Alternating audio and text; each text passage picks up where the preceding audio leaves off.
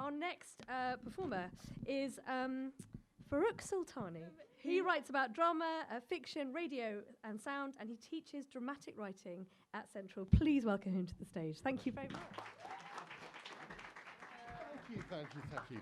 So, unlike other people, I'm going to have this on my back because I don't have any slides to show you. I've got 3 books. I hope the sort of moustache sort of helps alleviate that issue. And I'm also going to very impolitely read prompts off my phone if I need to. So sorry about that. So why am I researching things? I think that's a really good way to start this. Yes, I am a teacher of dramatic writing. I primarily identify as a writer. I write a lot of things. I think a lot about writing. I read other people's writing. I talk to other people about writing. And I also have 2 degrees in writing. And those 2 degrees were based almost entirely on one book. And that's this book. It's The Poetics by Aristotle. One of the sort of the first 2 big philosophers of the Western thought the questions he raised are still things that we argue about all the time.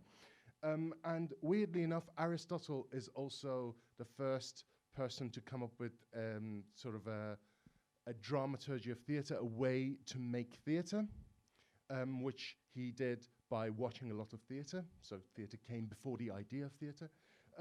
But Aristotle talks a lot about how you should write theatre. And I was taught that. I now teach that. And I'd always wondered, why do we not move beyond this book? Why is it that every time that I want to talk about how theatre works or how a play should work, I go back to Aristotle? So that's one thing. The second thing is that I really love theatre.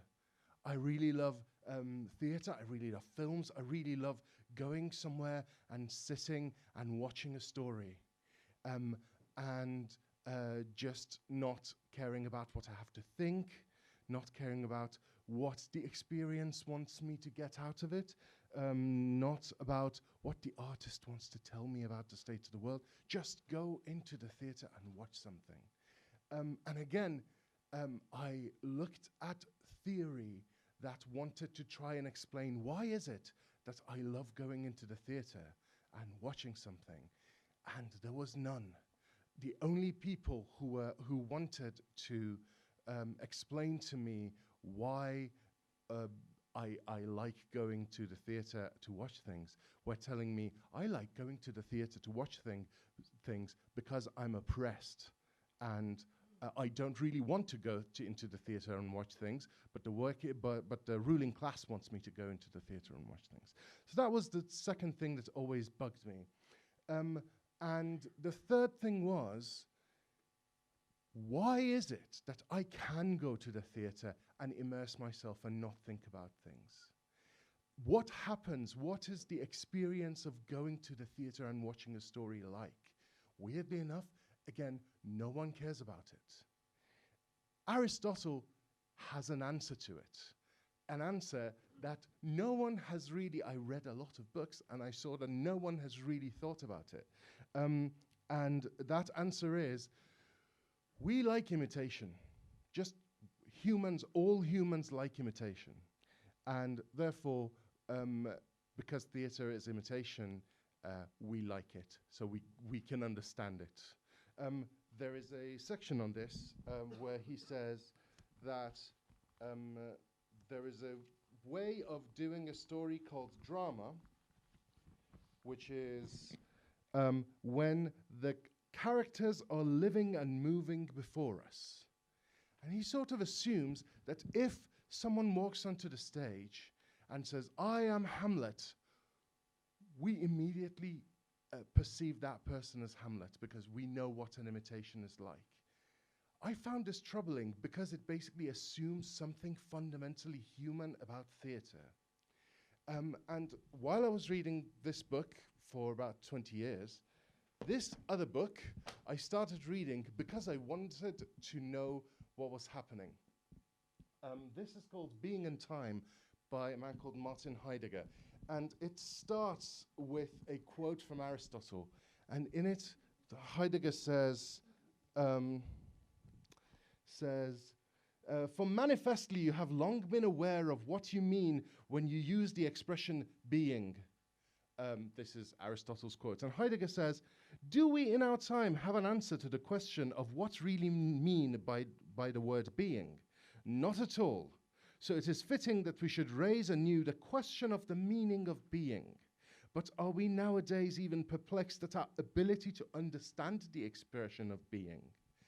And I kept reading that, and I kept thinking of all the questions that I had of that, and I kept thinking, do we really know what theatre is? We sort of assume that when we go and sit somewhere and a story comes on stage, we know it. Do we? That's when the third book came in. This third book here is called El Aleph by Borges. Well, actually, it's not, to be honest. This is called Death in a Nut. I assume the subtitle is something like Memoirs of an Allergic Goose, because there's a goose on it. So I couldn't find Aleph, and I'm a writer. I like making things up. So, but I read a book called El Aleph, and it's got a chapter in it about Aristotle's translator. There was a man called Averroes ibn Rushd, who was an Andalusian Muslim, who had the task of translating all of Aristotle's work that did not survive in Europe, but survived in the Middle East, back into Latin, and into Arabic, and then back into Latin. And he was from an Islamic culture, as I am. I'm from the Islamic Republic of Iran, which is a place. And weirdly enough, their culture did not have theatre. And so if you read Averroes's famous commentary on this book, basically, he doesn't understand what Aristotle is talking about. When Aristotle says, well, the tragedy must be performed, Averroes doesn't know what performance is. So his commentary was all garbled. And in the Borges book, Borges tells the story of Averroes struggling to translate this book into what he understands. And he gives up and he says, I don't know what this poetry that he says is. I don't know. And then he goes out because his friends have come back from a a trade journey to Rome. And Averroes goes to his friends and he sits down and he says, so how did it go? And the friend says, yeah, it was nice. We went, we saw weird things. We saw a mountain, that was cool. We went to a city, we bought stuff, that was cool. And then we went into this weird thing, weird square. And then there were some people there and they were fighting, but they weren't really fighting. And Averroes says, what do you mean they weren't really fighting? He says, no, like they weren't them. They were someone else. Like one of them was Hercules. What? That's not a thing. And he says, yeah, but so they were telling a story. He says, why were 5 people telling the same story? Why did they just not come and tell it to us? He said, no, they were acting it out. He says, what does that mean? And then he thinks to himself, wait a second, have I heard this before somewhere? No, can't think of anything. And he goes home. And so that sparked something in me because I thought, wait a second, this assumption that if some people perform something, we will perceive that as a performance is completely cultural, is completely assumed. We learn it. How do we learn it? What is the ability in us that makes us learn it? That's when I went back to this one. Being in Time is about how we understand things as things. And Being in Time gave me a technique to understand what happens when I go to the theatre and I perceive what is on the stage, the person on the stage, not as Benedict Cumberbatch, but as Hamlet. And that is the question that I'm going to ask for the next 20 years. I literally have no response to it, but I thought I'd raise it with you in case someone has an idea of what happens when you go to the theatre and the person on the stage is not the person on the stage, but the character on the stage.